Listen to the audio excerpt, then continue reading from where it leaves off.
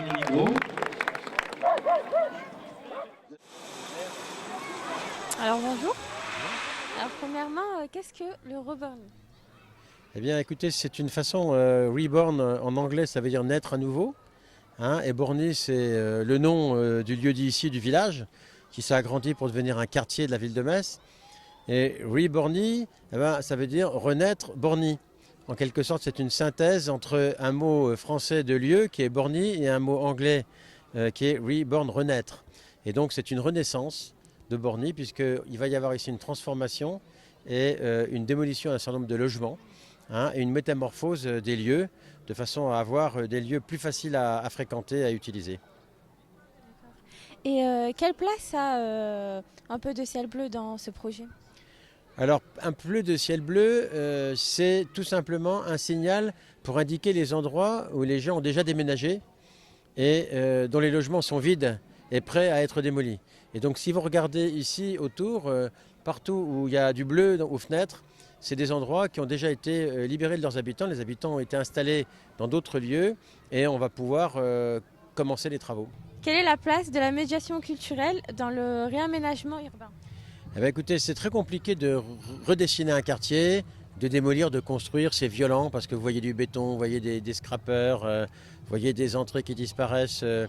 Et là, il va y avoir des démolitions. Donc psychologiquement, c'est très compliqué de voir le lieu où on a habité, où on est né, qui disparaît.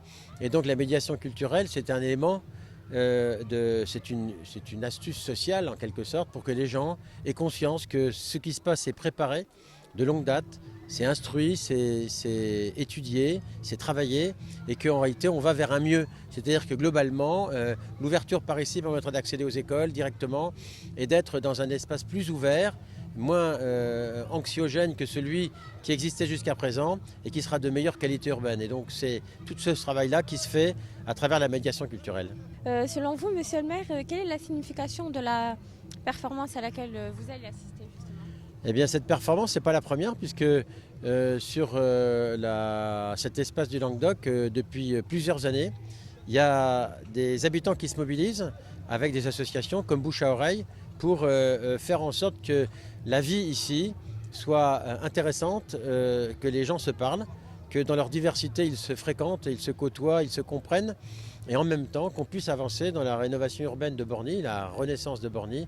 Et cette renaissance de Borny, eh bien, c'est l'objectif, c'est-à-dire d'avoir un quartier où il fait bon vivre, hein, où le métis est arrivé depuis quelques années, où on a fait la boîte à musique, qui est une installation qui concerne toute l'agglomération qui est ici à Borny, c'est-à-dire un lieu qui soit intéressant pour l'ensemble de l'agglomération de Metz et pas seulement pour les habitants de Borny.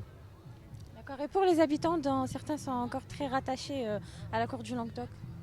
Eh bien, les habitants qui sont très attachés à la cour du Languedoc, il faut qu'ils comprennent que cette évolution, elle est normale. Ils ont connu aussi à la fois des joies, mais aussi des peines et des difficultés, hein, des trafics de toute nature et des moments difficiles ici.